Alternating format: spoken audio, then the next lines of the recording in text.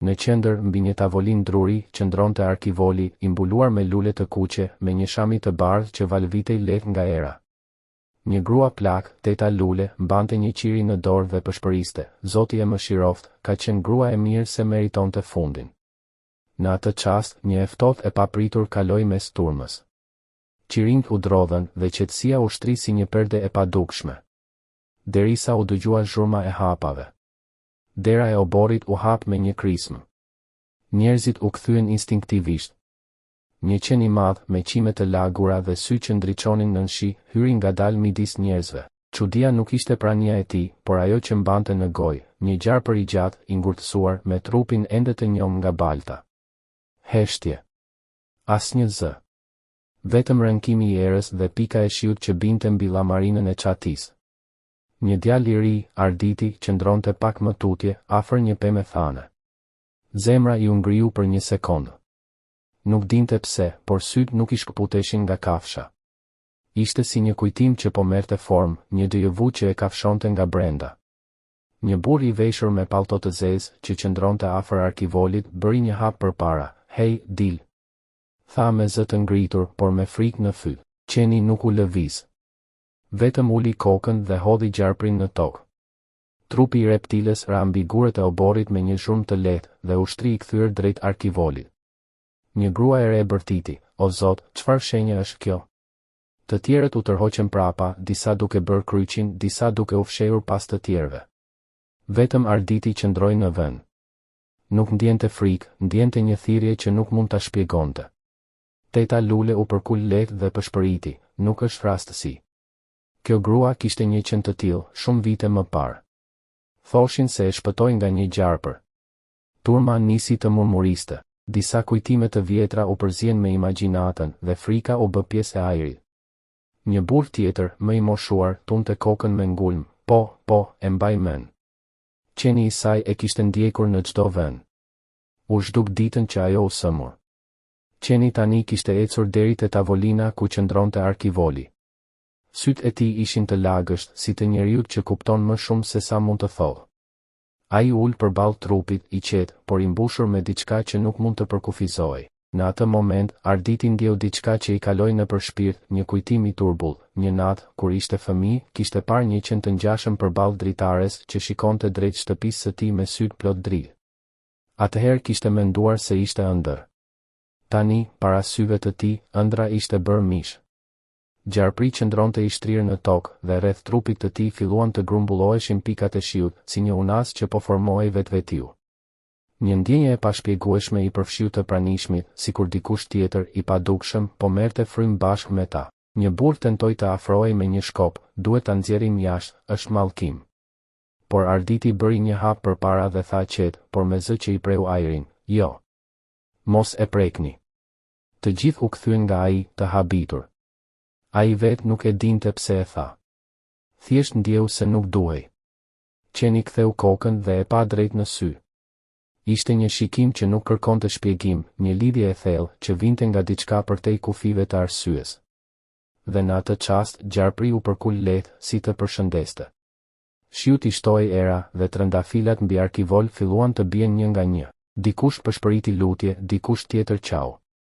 Askush nuk guxoi të fliste më. Qeni uli kokën mbi dheun pranë arkivolit dhe mori frym ngadalë, si në një rit të fundit. Pastaj, si i thirrur nga diçka e padukshme, ngriti syt drejt qiellit dhe lëshoi një hungërim të thellë, që u përzie me zhurmën e erës dhe i ngriti të gjithëve flokët përpjet. Pas asaj britme, gjithçka u ndal. Edhe shiu, edhe frymmarrjet, edhe koha vetë.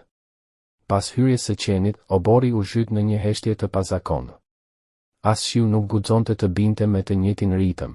Ajri ishte ngarkuar me një tension të padukshëm, si një fije hollë që po pritej ngadalë mes kujtesës dhe së tashmes. Askush nuk fliste. Vetëm frymmarrjet e përziera, si një kor i frikës, dëgjoheshin në sfond. Arditi e mbante shikimin e ngulur tek kafsha. Çdo muskull i trupit të tij ishte i tendosur, gati të reagonte, por nuk dinte si. Ishte sikur qeni dhe ai e njihnin njëri tjetrin, jo nga pamja, por nga diçka më e thellë. Ai e ndjente, e kuptonte pa fjalë, kjo nuk ishte një hyrje e zakonshme, as një rastësi e çmendurisë së natyrës. Ishte një thirrje që vinte nga e kaluara. Në turm, përshpëritjet nisën të shpërthejnë si rriqna në erë. Mos është shenja e keqe? Apo ndoshta ndonjë shpirt që s'ka gjetur paqe, thonë se kafshët e ndjejnë më parë se njerëzit. Fjalët përziheshin me frikën dhe frika me kureshtjen. Disa gra qanin në heshtje, disa burra fërkonin duart pa arsye, ndërsa Teitull rrinte me sytë e fiksuar te gjarpri i vdekur, sikur lexonte në trupin e tij një mesazh të fshehtë.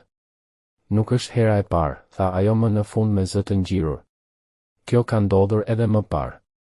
Turma u kthye drejt saj. Çfarë po thua, Lule? Pyeti një burr që mezi i dilte zëri. Po, më kujtohet para shumë vitesh, një grua tjetër u varros dhe një qen u shfaq në varrimin e saj. E dinin që kishte shpëtuar dikur një fëmijë nga një gjarpër. Qeni nuk iku as atëherë derisa gjarpri u zhduk. Fjalët e saj ranë në ajër si piklashi mbi qiri. Të gjithë e dëgjuan, por askush nuk e besoi plotësisht. Megjithatë, asnjëri nuk guxoi ta kundërshtonte. Në atë çast, një burr me emrin Petrit u përpoq të afrohej te qeni. Ai ishte njeriu që kishte organizuar varrimin, kushëri të ndjerës. Mjaft me këto tregime, tha ai me zë të fortë, është vetëm një kafshë. Do ta nxjerr jashtë. Kur bëri një hap përpara, qeni ngriti kokën dhe i lëshoi një ulërim të thellë, jo të egër, por të mjaftueshme për t'ia ngrirë gjakun në deje. Petriti u ndal, trupi u drodh dhe një sekond më vonë u tërhoq prapa, si të ishte përballë një njeriu që i lexonte mendjen. Arditi e ndjeu frymën e tij të bëhej më e rëndë. Ishte sikur çdo frymë e kafshës e shtynte ajrin përreth në një tjetër dimension. Pastaj ndodhi diçka që askush se vuri re në fillim. Gjarpri filloi të thahej me shpejtësi, si të përpinte koha vet. Lëkura e tij humbi shkëlqimin dhe u bë gri, derisa mbeti si hije. Një vajzë e vogël qëndronte pranë nënës së saj. Ajo e vështroi qenin dhe tha me zë të pastër, të pafajshëm, "Mami, pse qeni po qan?" Njerëzit kthyen kokat. Vërtet, sytë e kafshës ishin mbushur me ujë. Lot të vërtet rëshisnin poshtë qimeve të tij.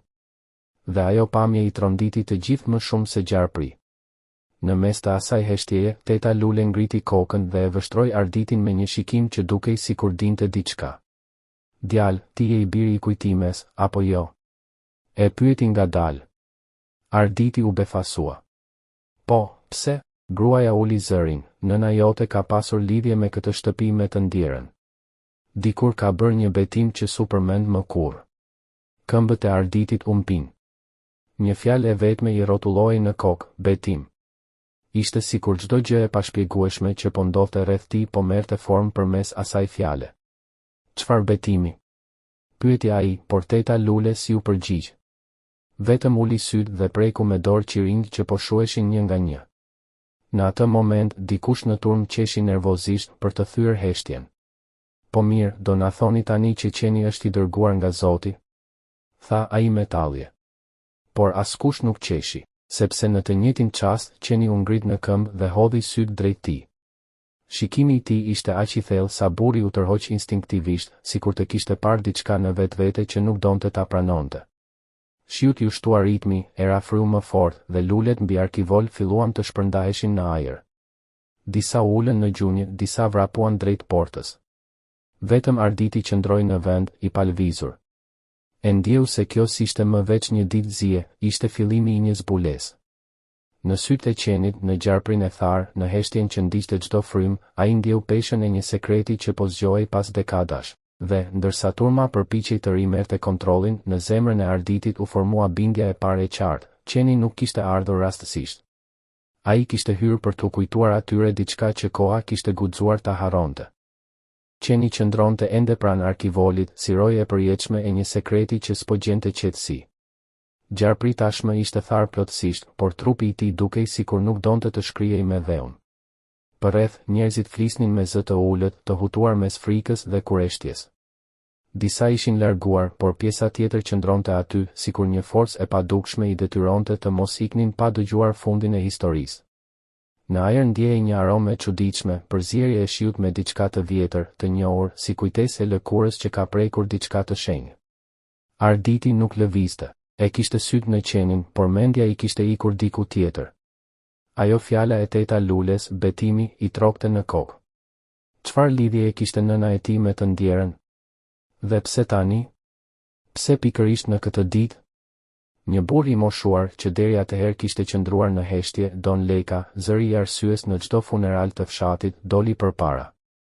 Ai kishte fytyrën e një njeriu që mban kujtime të rënda dhe që di më shumë nga ç'tholl. Kjo s'është hera e parë që kjo kafshë shfaqet në një varrim, tha ngadalë, pa i ndarë syt nga qeni. E kam parë dikur. Turma u trazua. Ku? Pyeti dikush. Para shumë vitesh, në varrimin e një djali të ri, zëri i tij u drodh, një djalë që vdiq për të shpëtuar një grua. Të pranishmit u kthyen njëri tjetrit. Çfarë po thua, Don Leka? Po, vazhdoi ai, ishte e njëjta shtëpi, i njëjti obor. Dhe qeni i njëjtë. S'mund ta harroj atë shikim. Arditi ndjeu se diçka i shkonte brenda. Një fjalë u ngrit në mendje, emra. Si quhej djali? Pyeti ai me zë të mbytur. Mark, tha prifti. Mark Gjoni. Kishte shpëtuar nënën tënde nga një gjarpër kur ishin fëmijë. Por vet u helmua nga kafshimi. Turma mori frym thellë, si një trup i vetëm që ndjente një tronditje të largët. E të ndjera ç'lidhje kishte me të? Pyeti një grua. Don Leka uli kokën. Ishin motër e vëlla. Ajo s'ia fali kur vetes vdekjen e tij. Thoshte se qeni ishte shpirti i tij që do ta ruante derisa ajo të mbyllte sy. Në atë moment, dikush nga turma qau me zë. Ishte një djalë i ri, i panjohur për shumicën. Lotët i rridhnin pa pushim. Ai ishte gjyshi im, tha mes gulqimeve.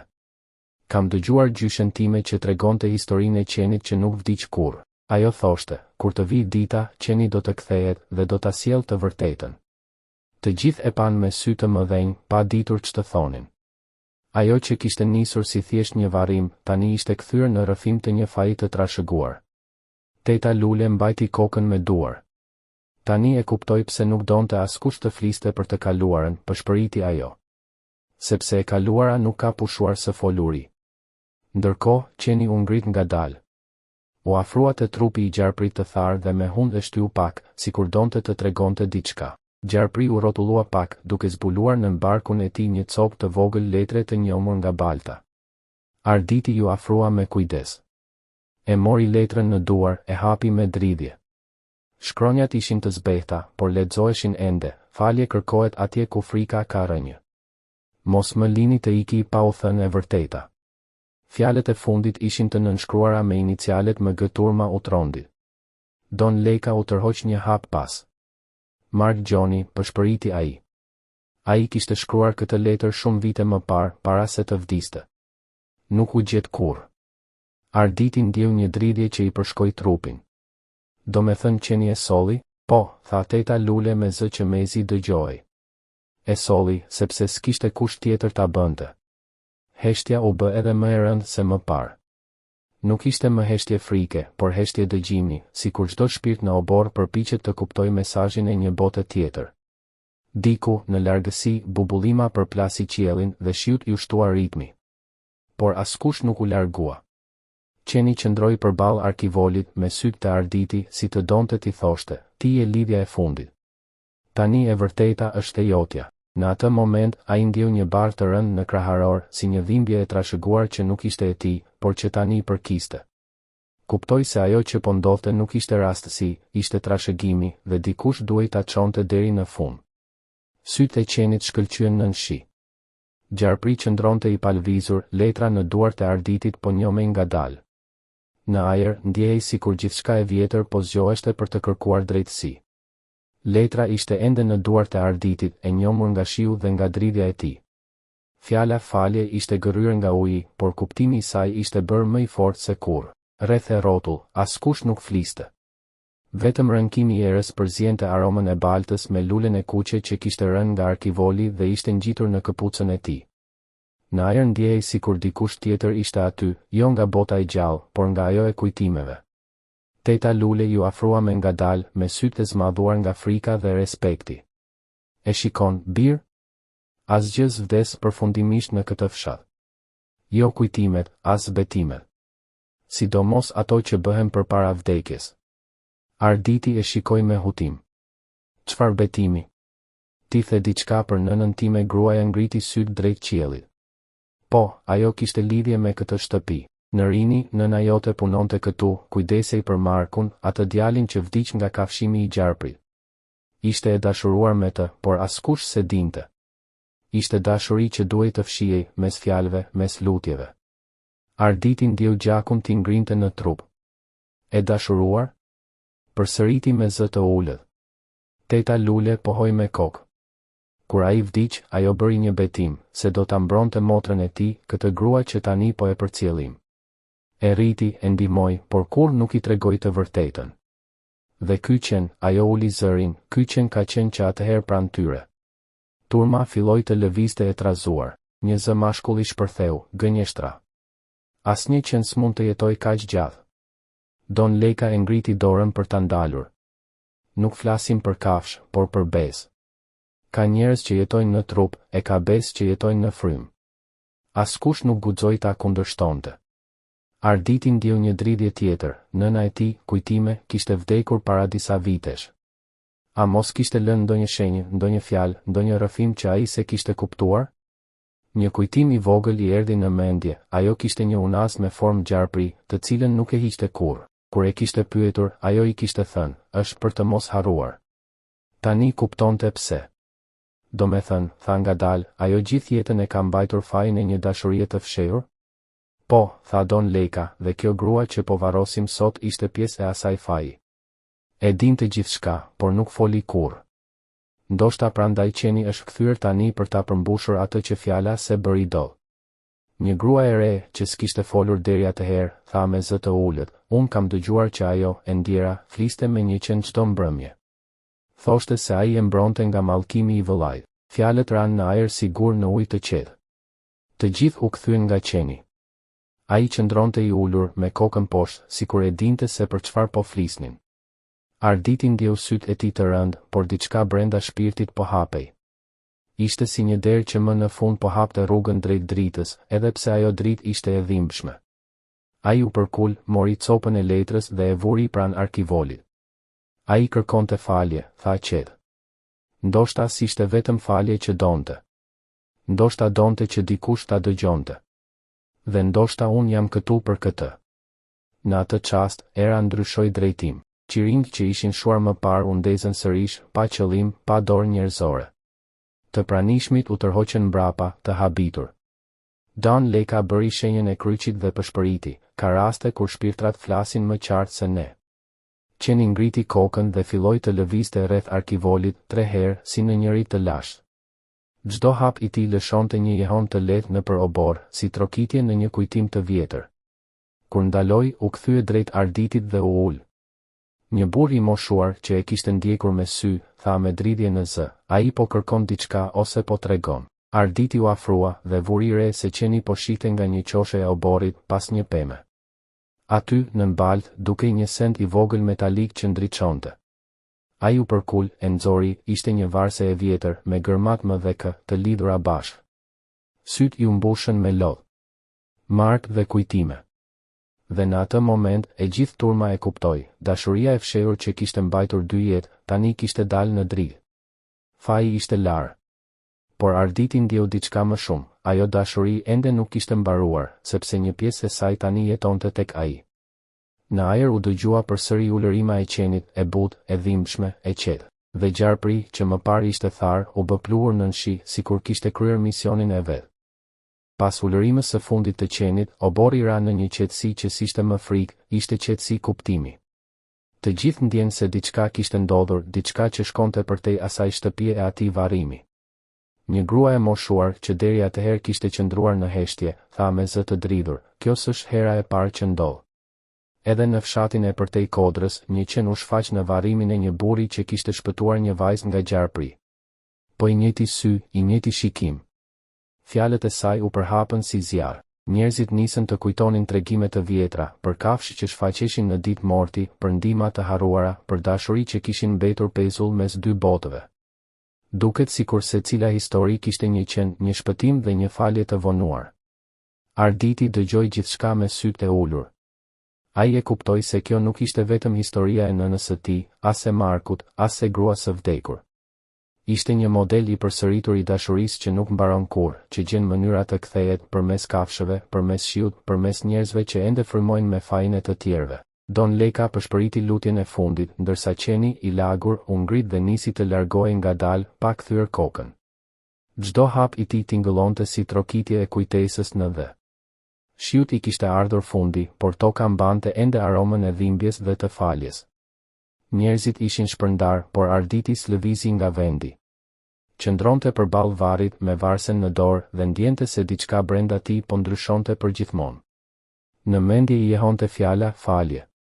Ajo s'ishte më vetëm fjalë, ishte frymë që i prekte lëkurën, ishte ndjesi që i lidhte të gjallët me ata që kishin ikur, dhe në atë çast ndodhi diçka e pashpjegueshme. Era kaloi but përmes oborrit dhe Arditi dëgjoi një përshpëritje që nuk vinte nga askush përreth.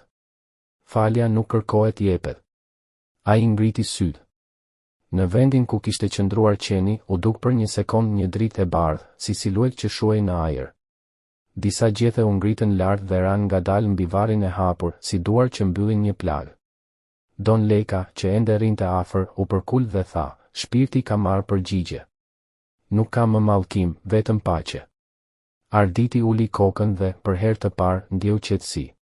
Nuk kishte më nevojë për pyetje. Ai kuptoi se qeni kishte sjell një mesazh shpirtëror, një premtim të mbajtur më në fund. Dashuria që kishte mbetur pezull mes dy jetëve, më në fund ishte kthyer në dritë. Dielli po dilte ngadalë mbi kodrën përballë, duke derdhur dritë të artë mbi dheun e lagësht. Obori ishte bosh, vetëm era përkëdhelte petalet e trëndafilave që kishin mbetur mbi varr. Arditi qëndronte ende aty, me duart në xhepa dhe syt në tokë. S'kishte më lot, vetëm një ndjesi të thellë qetësie, si të kishte ndjer prekje nga diçka përtej njeriu. Në cep të rrugës, përtej portës së hekur, qeni u shfaq për herë të fundit. Ishte i qetë, me trupin e njomur nga shiu, por me syt plot dritë. Ai qëndroi për pak çaste, pastaj uli kokën në shenjë përshëndetjeje dhe nisi të largohej drejt fushës. Hapat e tij u bën gjithnjë e më të lehtë, derisa figura i u zhduk në horizont, si mjegull që kthehet në ajër. Arditi u përkul, preku varrin dhe vendosi dorën mbi dhe. Çdo dashuri që është e vërtet, tha me zë të ulët, gjen rrugën e vet për t'u kthyer. Edhe nëse duhet të kthehet me gojën plot falje. Në atë çast, një rrezë dielli depërtoi përmes degëve dhe ra drejt mbi varrin e mbuluar me balë. Lulja që kishte mbetur mbi të u hap ngadalë, e gjallë, sikur po merrte frymë. Don Leka, që e vëzhgonte nga larg, ngriti duart dhe heshti. Skeptiku i vjetër, Petriti, nuk foli më, vetëm uli kokën, i përulur përpara misterit që s'mund ta shpjegonte.